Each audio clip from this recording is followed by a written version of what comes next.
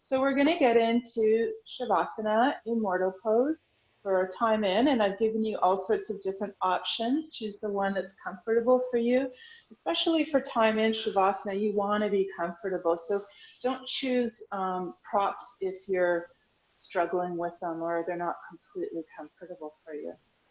All right, so you can lie down. You can, if you prefer to do seated with me, you can do a seated version, but most people like to start off lying down. Our peak pose today is tree pose. I worked on it Wednesday, so for the people that were here on Wednesday, this is a second stab at it. And for people who are new to it, tree is a balancing pose. And I'm going to do a lot of work to prepare us and give lots of variation so that we can all be successful. But right now, we're just going to make that important transition from our morning lives into our yoga lives. And just settling into your mat, nestling into it like it was a feathered nest, feeling very safe. And just making little adjustments so that you're super comfortable, and maybe bringing the shoulder blades in a little closer together if you aren't using props, just to have nice posture even in relaxation pose. And then the chin is just tucked in just a little, like just a ½ centimeter, to get some traction in the back of your neck.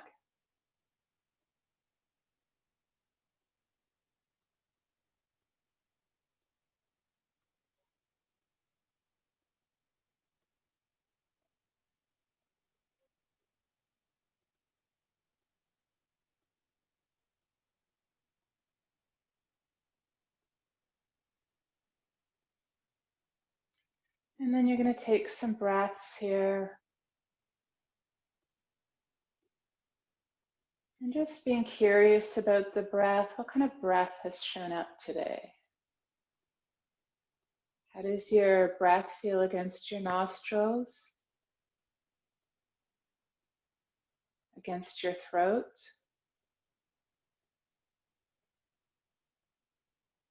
What is the sensation of the breath entering your lungs and leaving your lungs?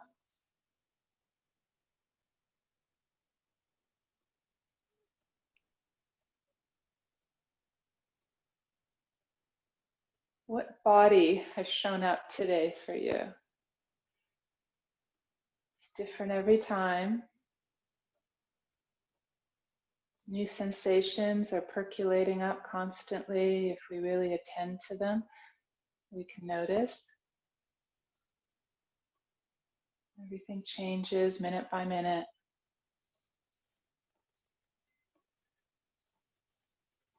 What's your energy level? Your body temperature? So much to be curious about.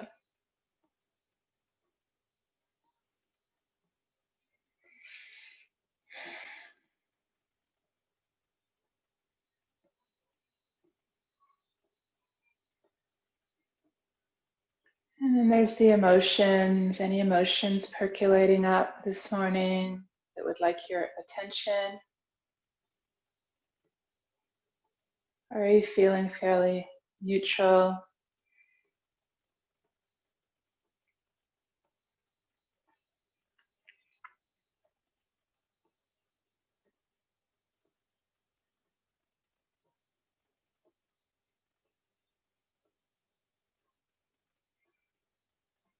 Resisting the urge to judge any unpleasant emotions, but instead just having a kind curiosity if there's any irritations or worries, because that's all part of the practice. Everything belongs.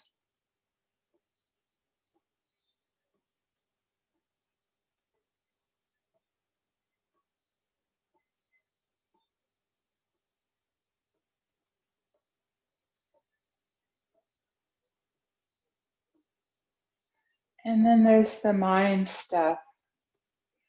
How's your mind doing today? Is it a bit sluggish? Is it very active? Darting to a lot of different places like a betta fish? Or does it feel quite quiet this morning?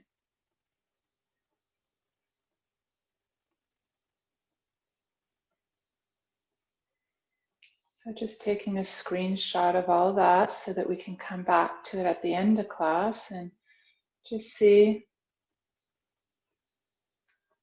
what the impact of a yoga practice has on your breath, your mind, your emotions, your physical body. Being curious about it all.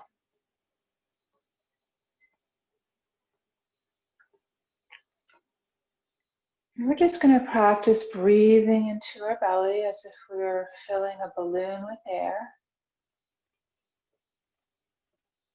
And just noticing whether that feels comfortable for you or whether you feel some restrictions breathing into your belly. And just making the exhales a little bit slower than the inhales.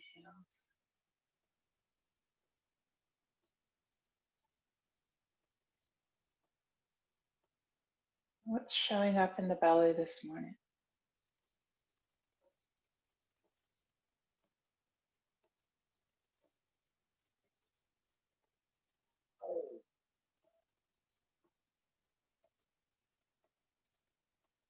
And then moving our hands to our ribs. So you can either wrap your thumb and forefinger, or sometimes I like to just curl my fingers and rest them against my lower ribs.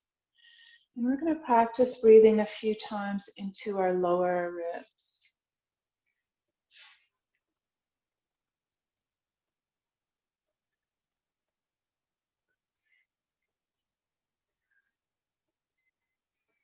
I like to use the visualization of a goldfish with the fins coming out on the inhale and receding back down on the exhale.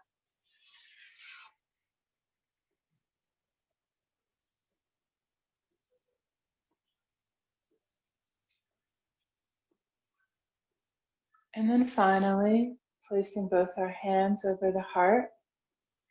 This can be a very soothing form of touch for some of us. And breathing into the heart area.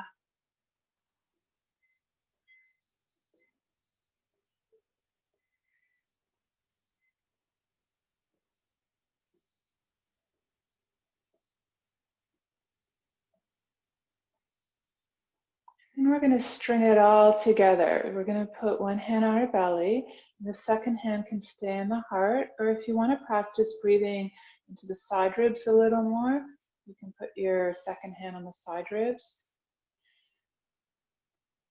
And then we're going to breathe into the belly, side ribs, heart area, and then a nice, slow exhale. Belly, side ribs, heart. Nice, slow exhale. So do a few more rounds on your own. Just reteaching yourself how to breathe fully.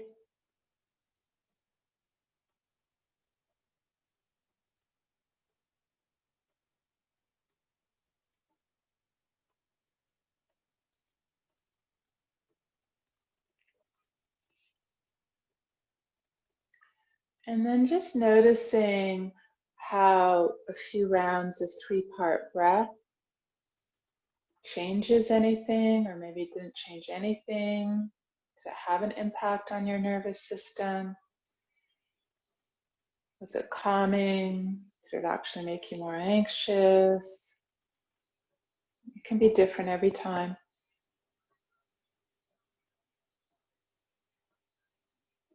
So in an ideal world, we use our 3-part breath throughout the yoga class, but we forget. So I'll try to remind you once in a while. And on that note, we're going to start moving. You're going to take a few breaths to just wiggle around and move and stretch however your body intuitively wants to move right now.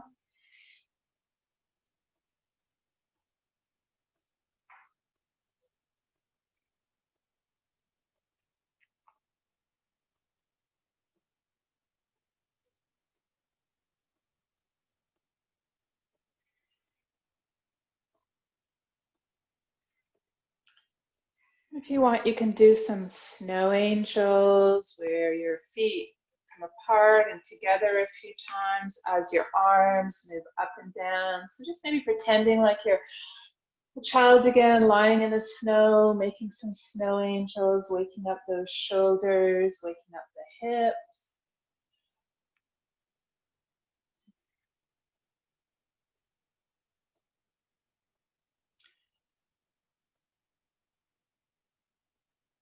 And then waking up the ankles by pointing the toes and flexing them.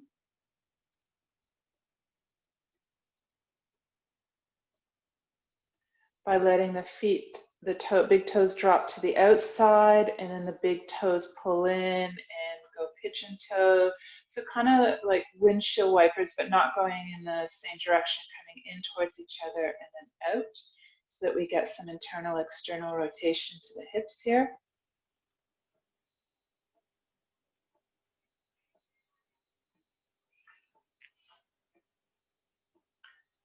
And then next, doing the Barbie foot, which can be really useful in balancing poses. So really pushing through the big toe mound.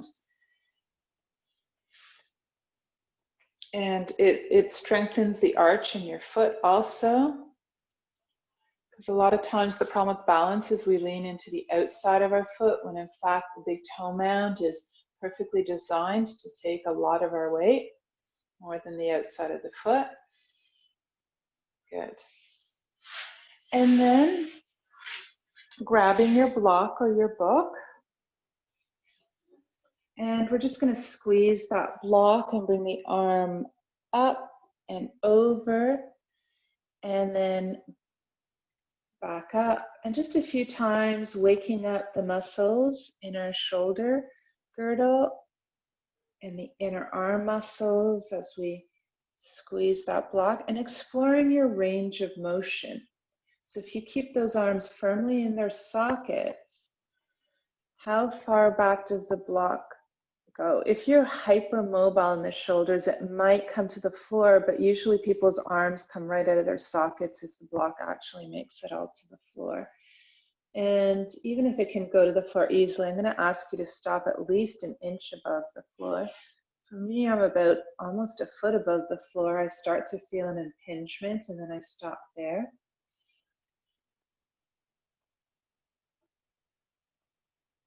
Good. And release. All right, so bending the knees. And we're just going to do some internal, external rotations. The feet come to the outside edge of the mat. The knees come in towards each other. That's internal rotation. And then the hips drop out a little bit. That's external rotation of the hip. For tree, we need external rotation, by the way. And then the knees come in and out a few times. So just waking up that hip area and noticing if one hip has a little more mobility than the other. And resisting the urge to be frustrated by that if that's the case. And instead, just drop into curiosity. Why is that hip maybe a little stickier today? Is it always stickier? Or it might be the knee or the ankle that's speaking up right now. Good.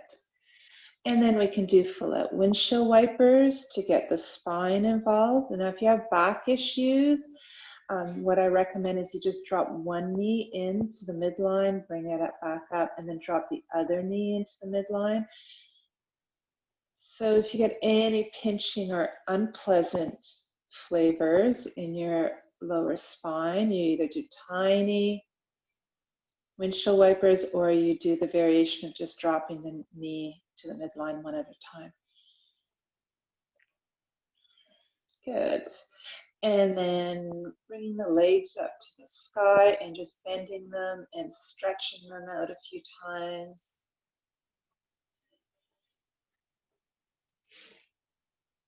Good.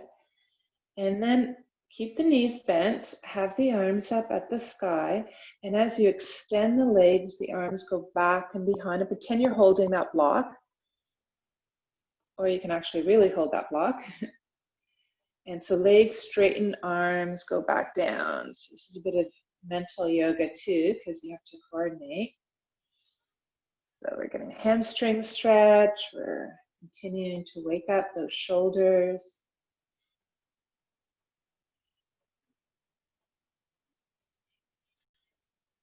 All right, good. And then hugging the knees to the chest, maybe rocking side to side.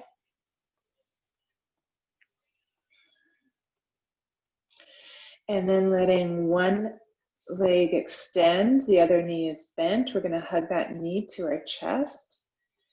And just, working on hip flexion and knee flexion. If your knee flexion is problematic, you can always hold the back of your thighs. If you've had knee injury, sometimes this kind of deep flexion is not good for the knees, in which case you can hold the back of the thigh.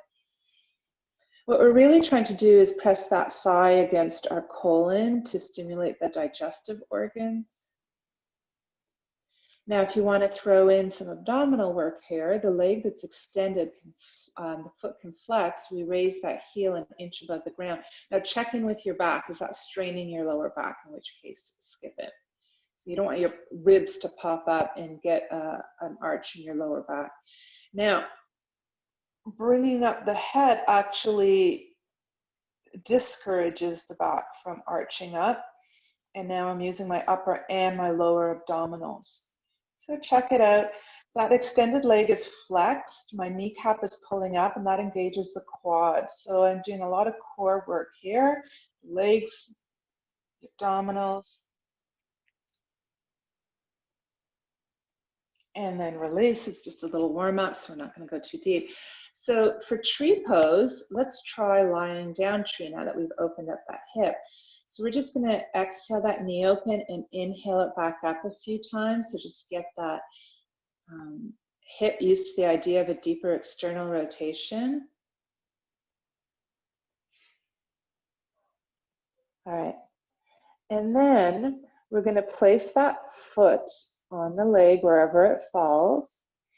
And then that knee comes open to the side just like it will in tree. Now, do you need a bit of support? Would it feel nice to have a block under your thigh or not? So play with that option. The leg that's extended is going to flex because we're going to be standing on that leg. So we're pretending that we're standing on a floor right now, even though we're lying down. We have good posture. So bring the shoulder blades in a little closer together.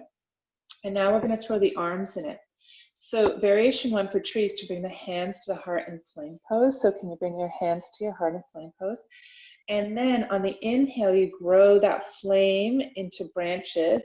So you press your hands and they come up.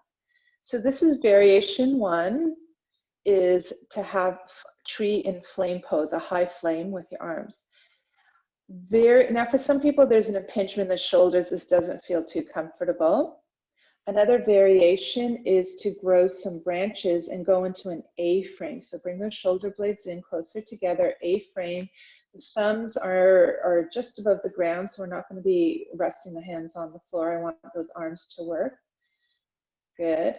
And then the third variation is Crescent Moon side stretch. So the knee that's out to the side, I want you to bring that arm, that same arm on the same side, and I would like you to rest it on the inner thigh. And with the arm that's extended, you're going to reach over and do like a Crescent Moon side stretch, and you'll feel that stretch in your side body. So that's the final harder variation of tree. So at least we're alerting our body to all the possible variations, but we don't have to do all of them when we're standing. It's obviously a little harder when we're standing. And then release, bring the branches back up, bring your hands back to your heart, and then straighten the legs. So we want to come out of the pose the way we come in it. All right, we're going to warm up the other side. So you're either going to grab your knee and hug it to your chest, or you're going to grab the backs of your thigh and hug it to your chest. And I like to do little pulses in the beginning, called Ballistic Stretching.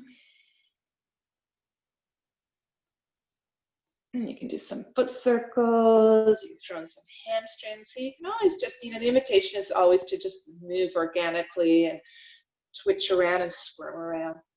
Now, if you want to wake up those abdominals, the lower abdominals, the extended leg comes up just an inch off the ground. The less it comes off, the harder it is.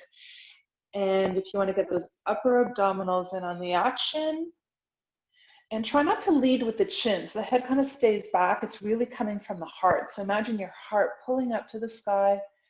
The extended leg is flexed. Get those quads engaged. And drop into your 3-part breath. There's a real tendency to hold the breath when we do abdominal work. Belly, side ribs, heart. Nice, slow exhale. And then slowly, slowly coming back down. All right, so we're going to put our hand on the bent knee and we're just going to guide it open and back up a few times. Externally rotating that hip a little more each time. Good. And then we're going to place that foot against our leg wherever it falls. Let that knee drop open. And I like my hip on this side is stickier, so for sure I'm going to use a block on this side. And then that muscle can really relax and release so that it can stretch more comfortably.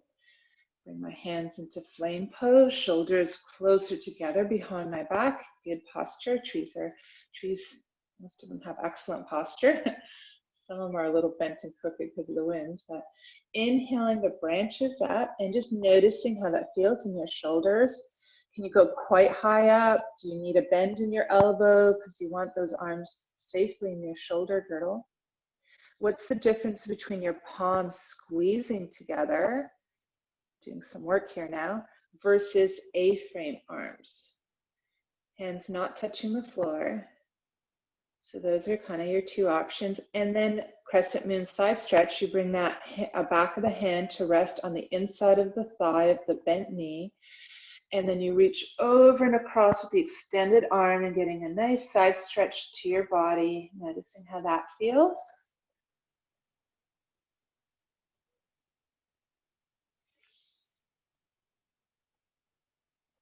And then coming back up, bringing that hands up over your head, then back into flame pose, and then extending that leg.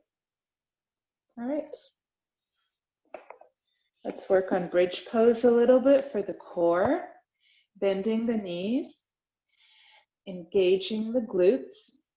All right, so some people teach bridge not engaging the glutes because they want to work the back muscles, but my bias is that we already overwork our quads and our back muscles, and the glutes are underutilized and they can actually take some of that pressure off your back. So we're going to all 4 tires of the feet. So imagine your feet are 2 cars and all 4 tires on each car are pressing into the floor. Squeeze the glutes. And as the hips come up, your arms come up, back, and over. And then exhale, coming back down. Now you can also do this using a block between the hands. Squeezing the blocks, squeezing the glutes, feeling the stretch in the quads. And then exhaling back down. Let's try that 2 more times.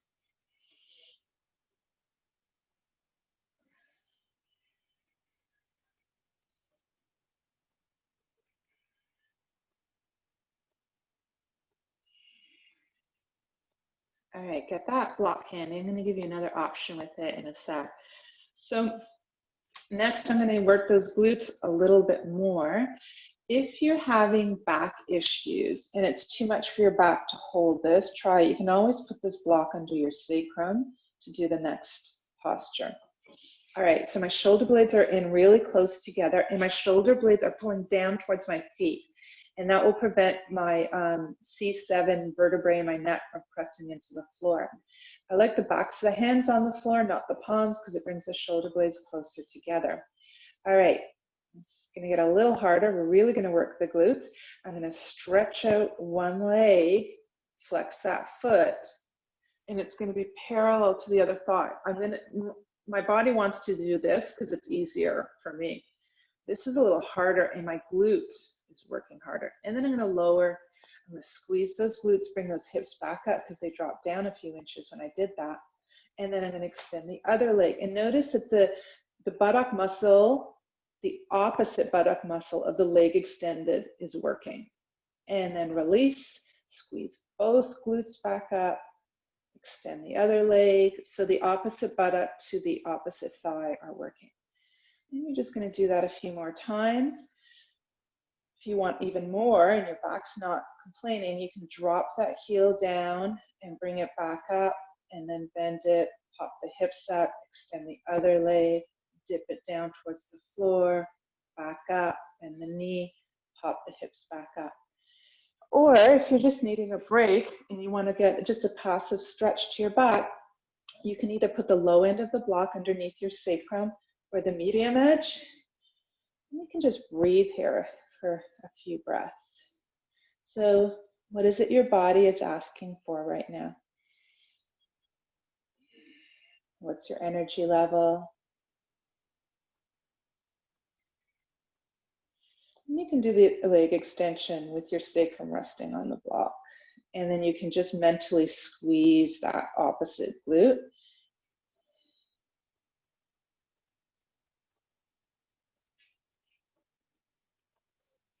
All right, and then slowly putting that block between your knees.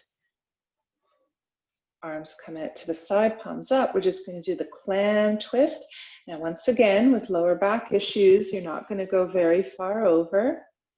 What we're really trying to work here is the internal, external obliques on either side of our body. And then we're squeezing that block to work the adductor muscles, the muscles on the inside of our thighs. And just notice if one side is more resistant than the other side, maybe not going as deeply. Do you need more sensation, less sensation? So you're driving the bus here. You decide in conjunction with your body how deep you want to go into the twist. All right. And then we're going to come right over to the side. We need our adductor muscles for all balance poses. The inner thigh muscles are really important. So we're going to work on them a little bit here. You're going to inhale the knee up and then exhale, slowly bringing it down.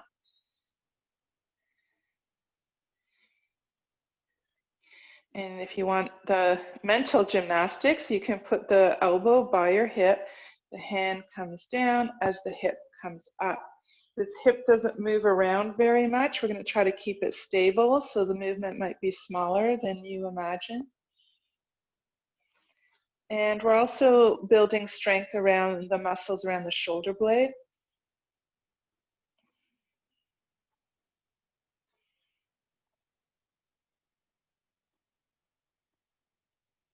Good.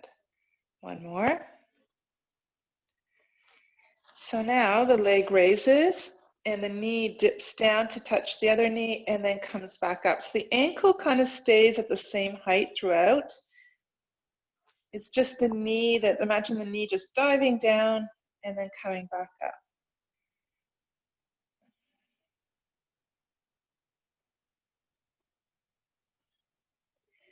So the glutes are working here, I'm noticing in my body. The adductors are working. All right, so now I'm going to put that upper bent knee on a block or a book or a pillow, and I'm going to straighten the leg underneath it. I'm going to flex that foot, and on the inhale, I'm going to use the adductors of that straight leg to get my leg up, and then exhale, release. I'm going to use my 3-part breath, and it's going to slow it right down. The slower the movement, the harder it is, which is why we like to rush movements. They're actually a little easier, less taxing on our muscles.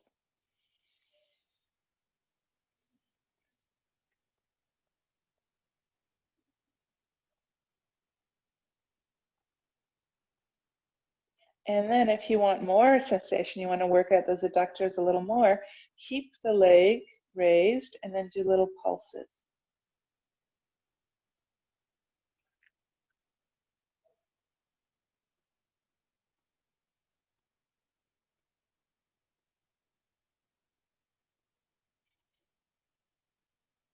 And release.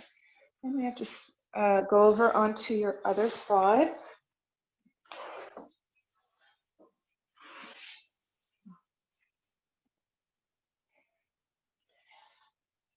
So laying your head on your hand, making a pillow with your arm, both knees are bent. We're just going to inhale that knee up and exhale, float it back down. And we're going to try to slow it down a bit, using the breath to coordinate with the movement.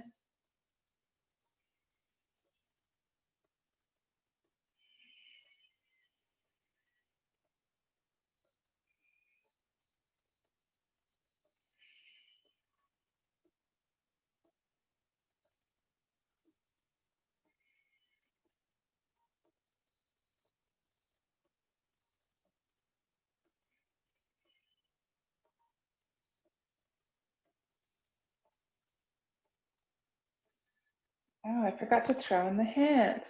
All right, so the hand comes down as the knee goes up.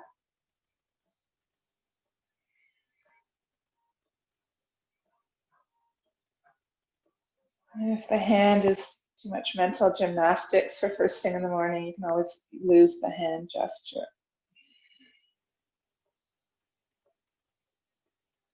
All right, and then resting the hand, the heel comes about 1.5 feet off the ground, or maybe a foot. The knee dives down, kisses the other knee, and then comes back up.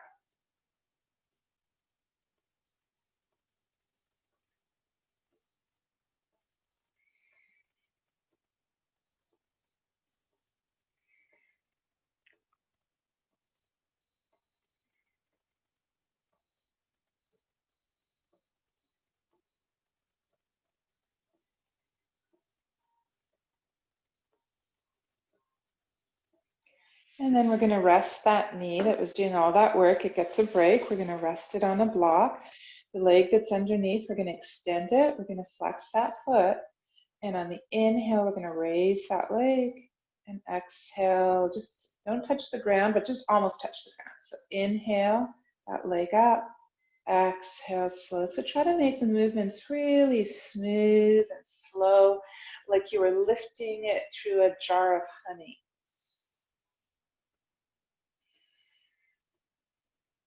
Using your 3-part breath to guide your movement. And then a little more of a challenge is to hold it up there and just pulse, little tiny pulses.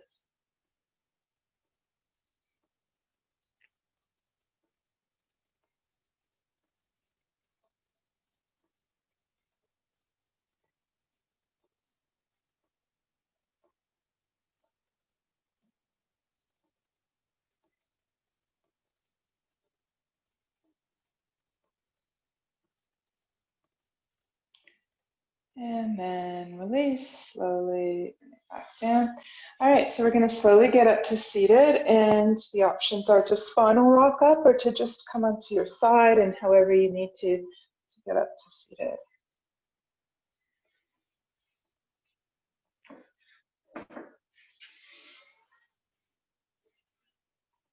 All right, I'm going to revisit Mermaid. I did it on Wednesday. Mermaid is kind of like pinwheel, where one foot rests on your thigh.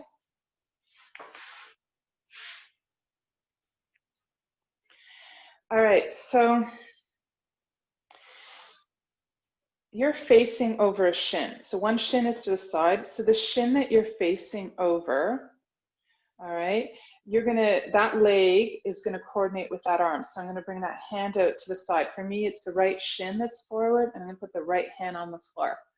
Your left shin is forward, then put the left hand on the floor. All right, so we're gonna draw a half circle with that hand. It's just gonna do a half circle like this, stretch out the side, exhale back down. The second option is, if you don't have knee issues, you can come on your knee and push that hip forward, this hip, and then exhale back down. So let's try that 2 more times, inhaling up and exhaling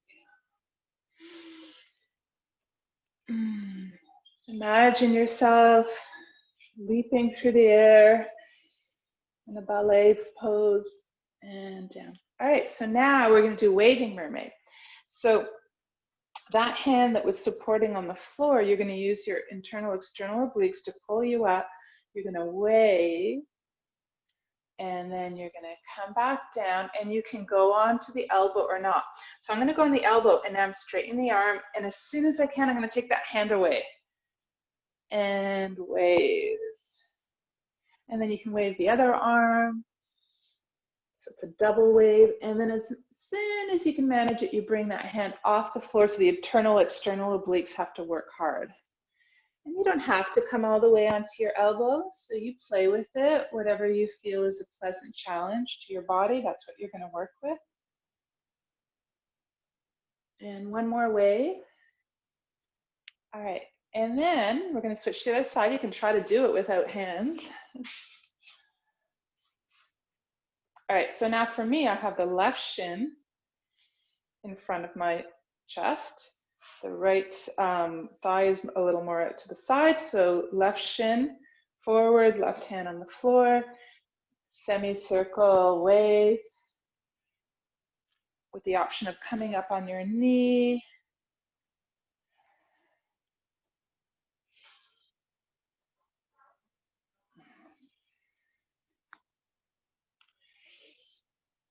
Good, and coming down for a soft landing. We're going to wave with one hand, bring that hand to the floor, come onto the elbow or not, wave with the other hand. And as that elbow straightens, I try to bring it off the floor as soon as it's manageable. So we're stretching and strengthening the internal and external obliques at the same time. One side stretching, the other one is being strengthened.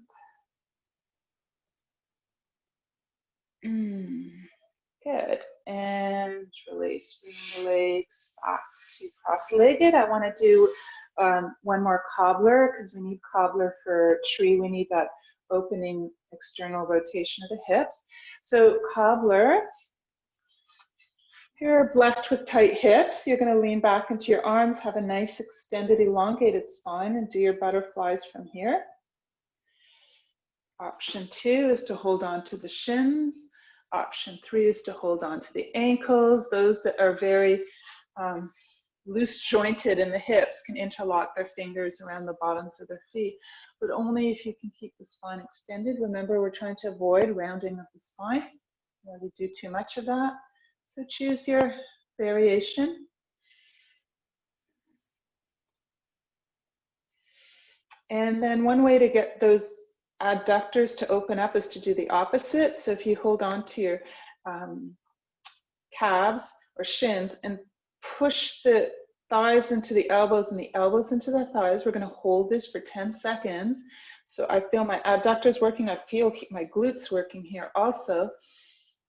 3, 2, and now release. And I find if I do that, I can maybe come a little more deeply into my forward bend. And just noticing if one hip's a little tighter than the other. Good. All right, and let's cross our legs. Almost. And we're just going to do one more warm up. So tree, I'm thinking about tree arms. So we're going to squeeze the arms together. I'm protracting my shoulder blades. And then I'm inhaling, I'm retracting my shoulder blades. My pecs are getting a nice opening. So I'm strengthening my pecs when I close. I'm stretching them when I open. And I like to inhale on the open and exhale on the squeeze. So it's kind of like clam pose with our legs, but we're using our arms instead. Good. And then I'm going to do those snow angel arms.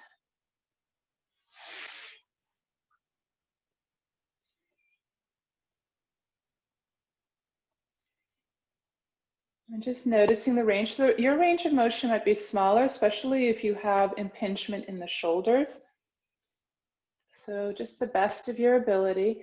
And then let's stretch out a tricep. So bring one elbow up.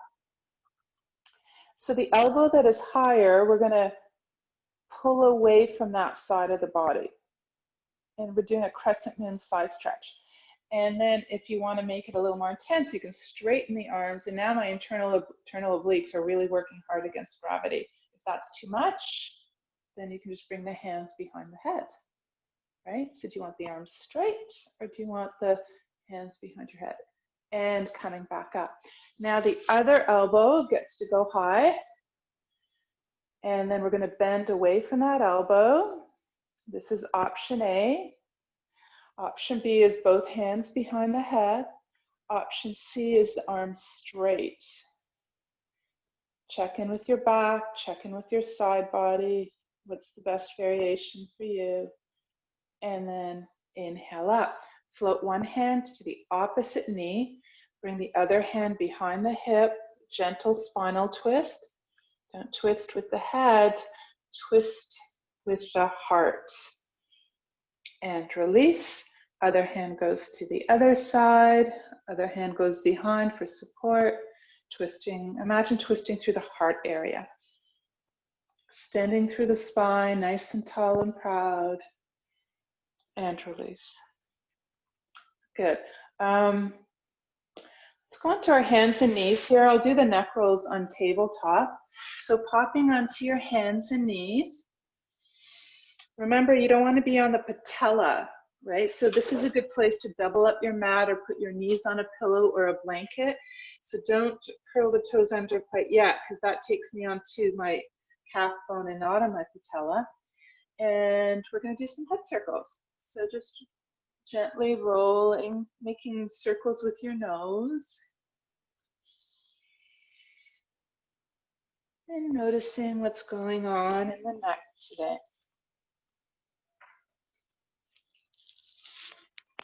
Thumb and forefinger pressing into the ground. Wrist creases parallel to the top of the mat. Good. Let's engage those abdominals. You're going to curl the toes under and you're going to take those knees off the ground. Now you can come down, take a breath, go back up, take a breath, come down, or you can stay up and hold. If you want more of a challenge, you can try to do cobbler pose like this. So the knees come out into like a cobbler and then bring the knees back in. Let the wings butterfly out to the side and then squeeze back in. That is a lot of work. I'll do it in this angle, maybe you can see better.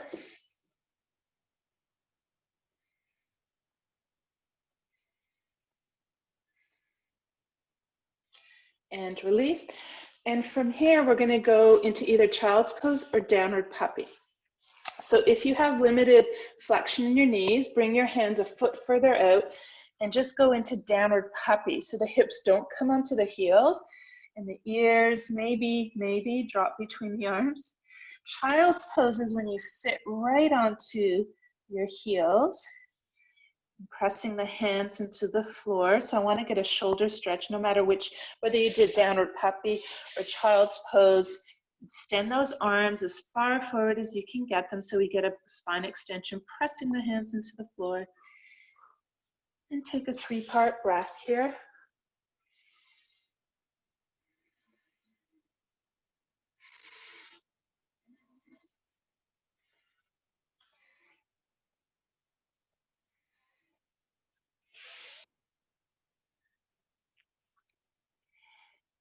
And then inhaling back up. We're going to do hunter dog here. So I have bony knees, so I'm going to double.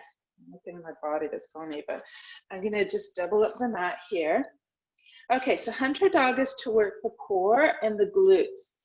So we're just going to start a warm up with the leg. We're just going to raise one leg extended, flex the foot, do some circles here actually while we're at it. And you can just hold here if you're feeling that's enough. Now watch the lower back. There's a tendency to collapse through the lumbar spine. So to cure that, you just pull the belly button up into the spine. All right, now I'm going to lift the opposite hand an inch off the ground. How does that feel? Does it feel safe? Yep. So now I'm going to extend it. So one hand is into the floor. The wrist crease is parallel to the top of the mat. The thumb and forefinger pressing into the floor. The opposite arm is raised parallel to the floor, palm facing down, pulling the arm into its socket. The extended leg, pull that into its socket. Pull up on the belly button, engage the glutes. So think about the core strength. So all the joints are kind of hugging into each other here. 3-part breath. And release. If you want to work the glutes a little more, you can either take a break here, or you can bend that extended leg, flex that foot, and just do little pulses up. So you can feel that buttock muscle firing up here. I feel myself collapsing through the lower spine, so I'm going to pull my belly button up into my spine. And now my glutes working really hard. So we need glutes. We need core strength for balance poses. So we want to work those glutes and abdominals. And release. Okay, get to do the other side. So start with a half hunter dog. So the opposite leg extends. You might want to do some ankle juicing here. All right. And then flex that foot, pull up on the kneecap, engage that thigh. Pull up on the belly button. The opposite hand comes an inch off the floor. Do a test run. Is it going to work for you today? And then you can raise it a little more. And if you feel safe, you can extend that arm out in front of you. I like to look down so that I keep my neck in line with my spine, the rest of my spine. And breathe. Take breaks whenever you need breaks. You never have to hold these poses for any preset length of time. You just work to your ability. So hug the arm into its joint, hug the leg into its hip joint. Engage that core, breathe, and release. You can take a break. We can go right into our glute workout, bending that knee, flexing that foot, and just pulse. It's not going to pulse up very high, because if I pulse it up too high, I crunch into my lumbar spine. So I'm going to pull up on that belly button. It's just like a 1-inch pulsing. It doesn't have to be big.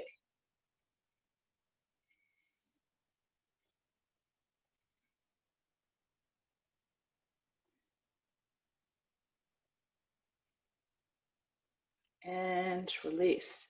All right, so from here, we're going to curl the toes under. We're going to go into either a low praying frog or a higher praying frog where the elbows rest on the knees. If you're doing a low praying frog, you're going to work on getting those knees further and further apart by pushing the elbows into it to get an inner groin stretch. If you're doing a high praying frog, you're going to work on strength around those knee joints. So you're going to do little pulses in and out, kind of like chair pose. And you're going to work the thighs, strengthen those knee joints, those ankle joints. All right, and then whatever you've chosen, we're going to use our quad strength. So slowly with a straight back, slowly, slowly, slowly. Get us up to standing. All right, I'm going to change my camera angle while you sway side to side. So come up onto one toe as you sway, come down, up, extend the other leg. So really think about rooting down into your ball joint too. So really think big toe mound, the big toe mound, what's it doing? You need that big toe mound for tree pose. Get a strap ready around your shoulder, neck. If you have a block or a book, grab that. So we're the thin edge of the block is fine. Well, I'm tall, I might use the medium edge. You want the feet to be hip width apart, so you decide. So if not on your knees, you're gonna put it more in the middle of your thighs. Okay, so first of all, I just wanna wake up the adductors. So I just want you to squeeze one adductor, 5 muscles in the adductor. So adductors are the inner thighs. So squeeze one leg, inner thighs towards the block. It's kind of hard, and release. And now squeeze the other inner thigh muscles into the block and release. So one side squeezes in, release. The other side squeezes in, release. Because when we're in tree pose, one side is going to be firing up and the other side is going to be lengthening in tree. So we want to separate those two muscles and get a sense of being able to coordinate one side. And then try both sides. Okay. So next, we're going to bring our hands up. We're going to do some squats. The feet are parallel. I'm squeezing that block. I come down. My bum starts to stick out. I'm going to pull up on my belly button so I don't overarch my back. Now I'm going to look at my toes, and I can see my big toes. If you can't see your big toes, your knees are too far forward. So you're going to pull those toes, knees back until you see your big toes. You're just going to do little pulses maybe here. And you decide how low. And then palms can come together. We can raise those arms a little, arms in their sockets. All right, now keep doing this. If you want more of a challenge, I want to strengthen my muscles around my ankle joints. I'm going to come up on my toes. That's also going to strengthen my calf muscles. My calves are firing up now. I'm going to come as high on my... Now, this is a good place to remember that big toe mound of each foot. Press that big toe mound into the floor. Squeeze the block. Show arms in their sockets. Fingers engaged, reaching out, stretched out. And slowly, slowly coming up. Okay. Putting the block down, keeping the strap. And so if you know that your balance is a little off today, you can do this against a wall. And the wall has its advantages because it keeps my back, my shoulders aligned and my hips aligned so I don't end up twisting all weirdly in trees. So the wall spares me balancing, but it keeps me beautifully aligned. So there's no cheating here by using the wall. It's just bringing your focus to a different aspect of the tree. All right, so let's just get grounded. So we're standing in mountain pose, feet are hip width apart, and check that your feet are parallel because usually one foot likes to, or both feet like to splay out to the side, or maybe for some people slightly pigeon-toed, but we're going to try to get our feet parallel to each other. All right, roll the shoulders up, back, and down, palms open. We're in mountain pose. Engage the abdominals just a little here. And I want you to just rock, if you can close your eyes, just rock forward and backwards a little bit. And so some people tend to lean into the big, into their toe mounds. Other people tend to be heel leaners where they kind of lean in their heels a little more. So rock back and forth and find that sweet spot right in between. So the two tires at the front of the car are firmly planted into the ground, and the two tires at the back of the car are firmly planted in the ground. Good. Now also maybe swaying side to side. And once again, some people tend to lean into the outside edges of their foot, and people with flat feet tend to lean into the insides of their feet because their arches are fallen. So you want to do something in between, right? You don't want to be leaning into the outside edges of the foot. You don't want to be, because that's supination of the feet. You don't want to be dipping to the inside where you become knock-kneed a little bit. So when you're stuck in that IKEA lineup one day when stores open up, this is a good place to practice mountain pose. And just use that to set your posture. Think about how you stand, how you breathe. So lineups are good opportunities to practice posture and grounding. And think of yourself as a proud tree with a beautiful canopy reaching up to the sky, lengthening through the spine. And then you're slowly going to pick one leg to be the trunk of the tree. So choose that leg, lean into that leg. And then the other knee bends, and we're just going to rest the heel against the ankle, and we're going to open and close that knee like it was a swinging gate. So opening it and closing it. Now here's where we can get into some trouble. Some of us really want that knee to swing open, and now my opposite hip has like torqued to the front.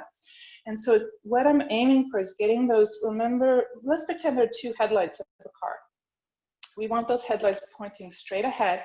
And so for my leg, I'm at a 45-degree angle. Like I don't have that kind of external rotation where that knee can open up, and that's fine. All right, so this is variation one. You can bring your hands to your heart in flame pose. This might be your bus stop, okay? Or you can try to slide up your foot and rest it along your calf. Now there's a tendency for me to collapse into this hip, the standing leg hip. And now my headlights are skewed. So I got to pull up one headlight to square the hips. My glutes are working. And if I squeeze the glute of this bent knee, it helps me get the knee around. So try that out. If you squeeze the glute of the bent knee, it can help you open the gate a little more, okay? Bring your hands to your heart. You don't want the knee, the foot on the heel, knee. So please get the foot off the knee, because if you were to slip, you could take your knee out. So the big rule is the foot is on the calf at this point. I'm going to show you one other variation, but first we're going to grow our branches. Remember we tried that before? And what arm variation did you like? Did you like pressing your hands in together and kind of working up the arms that way? Do you like the victorious A stretch? Now, work the adductor, so the standing leg adductor engages. Pull up, the standing leg quad pulls up, that kneecap pulls up. You want a strong standing leg. Shoulders pull back and down. And then you can decide whether you want to do the high tree. So my hand floats down, I grab the ankle, and I bring it above the knee. I'm not allowed to have that foot on the knee. And then I go back to the tree. Now, if this is kind of like you're almost there, but you're not quite there, this is where we use the strap. So I am just going to hold that leg out with my strap. So I can't do the arms, the tree arms, but let's say that this is what I want to work on today, because I'm so close to getting that, but it keeps slipping off my slippery yoga pant. Right? So there's lots of variations, you decide. All right, and then if you're feeling ambitious today and very balanced, you can do the Crescent Moon. So the hand comes to the inside of the knee and the opposite arm comes over. You're reaching towards that bent branch. And this is a Crescent Moon tree pose. And release. All right, that standing leg was working hard. So shake that standing leg out. This glute was working really hard. So I want to give it a little bit of a stretch. I'm going to cross the ankle. So the glute that was working, the standing leg, is going to cross over that knee, make the figure four, and I'm just going to bend down a little bit, bend that knee, pulse in and out. I want to get a stretch to this buttock. I want to relax it a bit before we do the other side.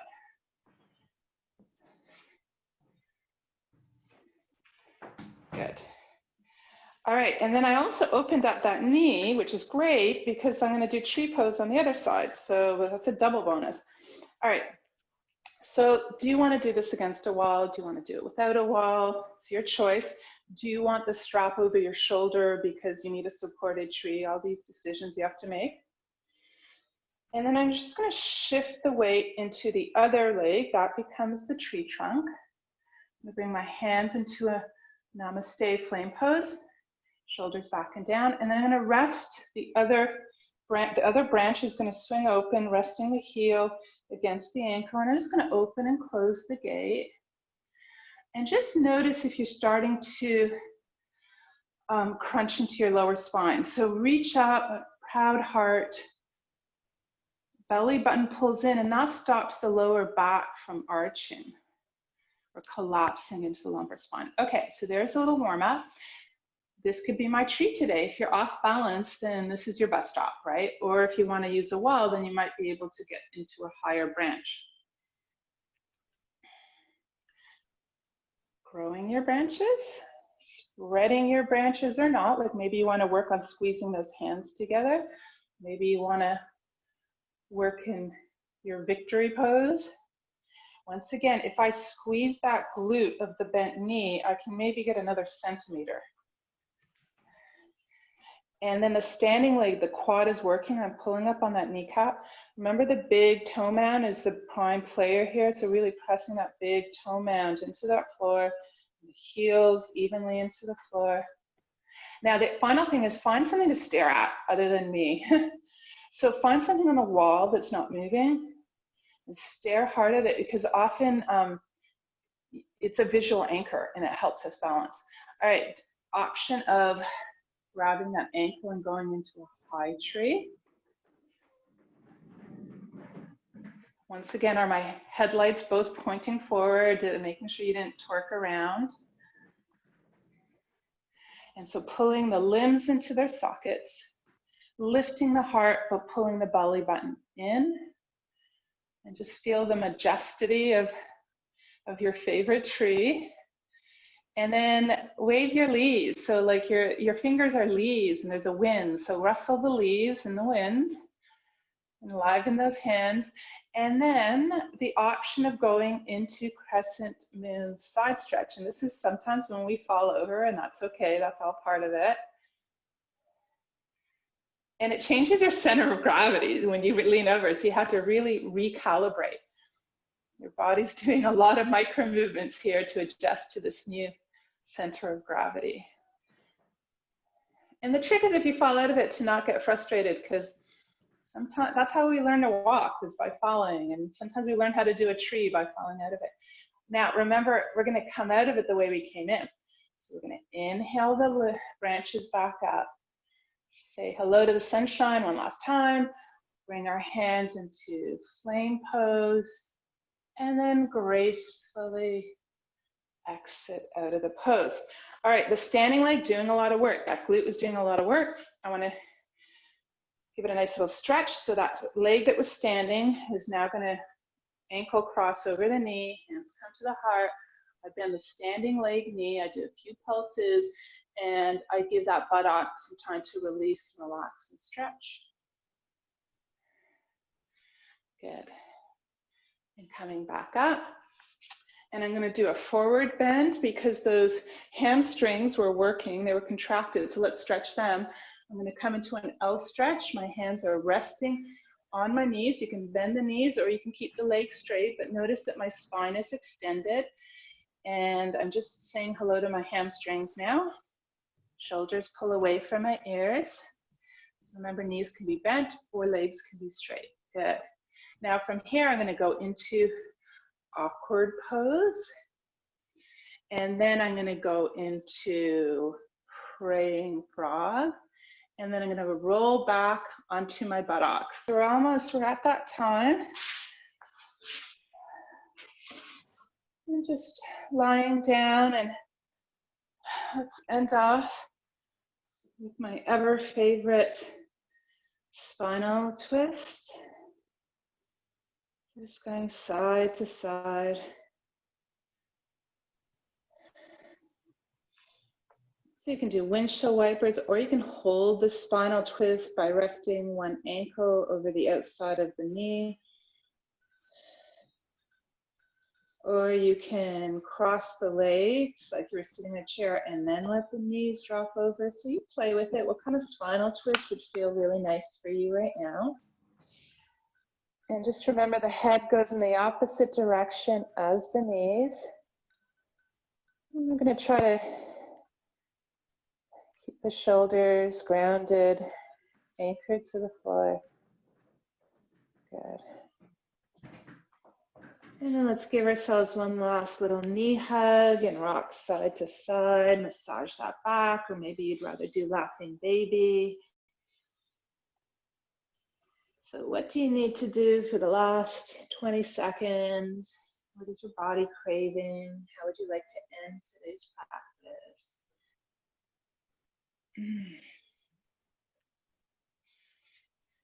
And I feel like I want to stretch out my adductors one last time. So I'm going to do a V stretch with my legs. And settling in to the real peak pose, Shavasana, immortal pose. Practicing for our immortality. So remember, if you have a tender lower back, constructive pose is knees bent, knees coming into each other to make a tent. If you have some pillows, if you want to use props for your Shavasana, bring the shoulder blades closer together. Stretching out through the back of the neck by reaching through the crown of the head towards the top of your mat.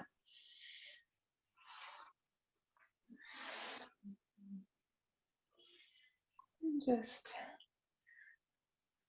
Nestling into your forest canopy. Imagine yourself perhaps lying on a bed of leaves and looking up at the dappled sunlight coming through the trees.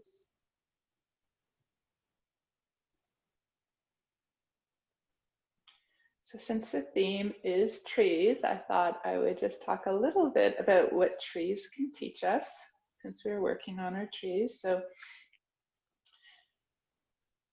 it can teach us to grow strong roots, because trees have to firmly root into the ground to weather storms. And those storms are actually good for the tree because it makes them grow stronger roots and makes them more resilient. That's probably what we're doing through our yoga practice, trying to build physical resilience, emotional resilience, so that we can grow from challenges and meet them with some equanimity. And then it's all right to break down sometimes, because sometimes branches split and fall off a tree. It's part of the life cycle.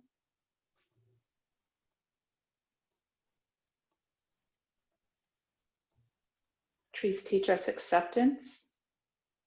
They don't fight the seasons of their lives. They adapt and regenerate. Leaves wither and fall, making new for new leaves the next spring. Accepting the cosmic play of life.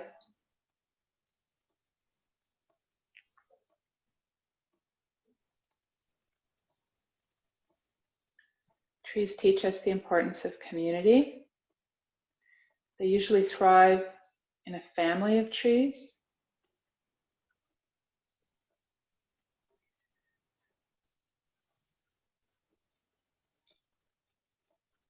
And so it's important that we develop healthy branches and leaves so that we can also provide shade and shelter and relief for others.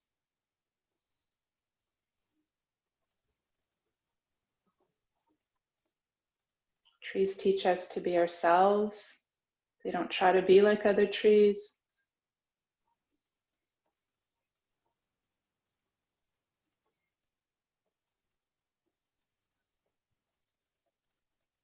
Trees are patient. They have no time to rush. They unfold in their own natural time.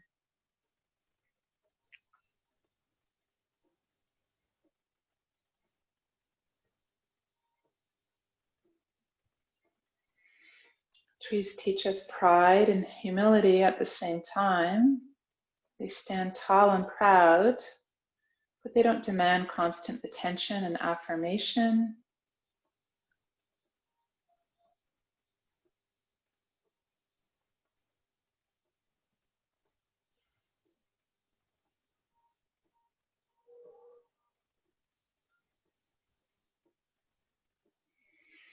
Trees are unique, like snowflakes. If we look closely, we can see the uniqueness. They teach us to acknowledge our own uniqueness, but also acknowledge the uniqueness in others.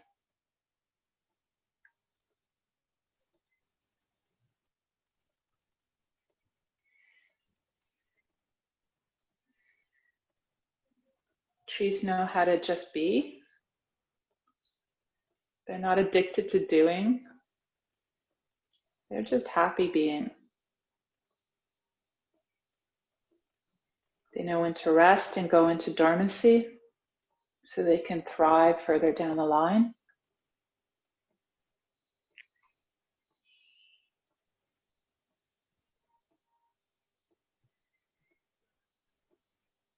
And finally, trees teach us how to be free. That feeling of freedom in the sunshine with a gentle breeze under a canopy of trees. Letting go into pure being.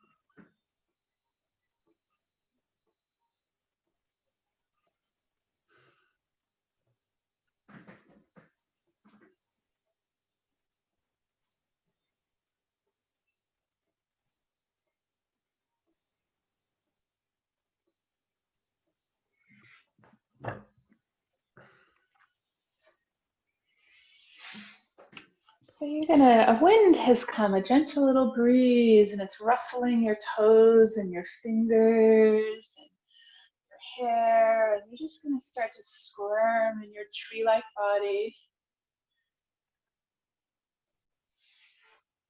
And we're slowly gonna roll onto our side. And now you're gonna pretend you're a little bird curled up in your feathered nest in fetal position. What's your favorite bird? Apparently, bird sounds are very soothing to the nervous system. It's nature's way of telling us things are safe right now.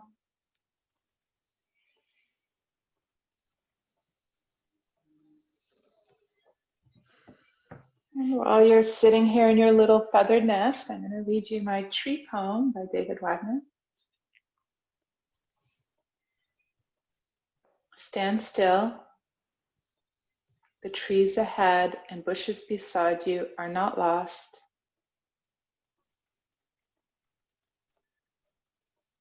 Whatever you are is called here, and you must treat it as a powerful stranger. The forest breathes. Listen, here, now. No two trees are the same to those who pay attention. No two branches are the same. If what a tree or a bush does is lost on you, you become lost. Stand still. The forest knows where you are. You must let it find you.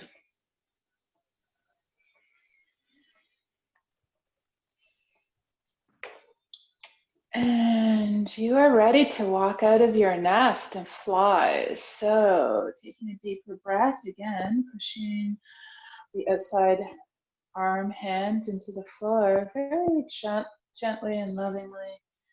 Unfold yourself and get yourself up to a seated pose so we can all salute each other goodbye. Until the next time.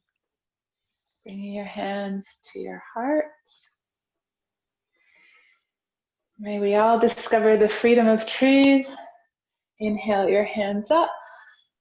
And when you float your arms down, see yourself spreading your canopy with the rest of the world. Bring your hands to your heart. Big bow to yourself. Thank you, body, for letting me do tree pose today. And thank you all for being part of this yogic community. It's great to see your faces, feel the energy.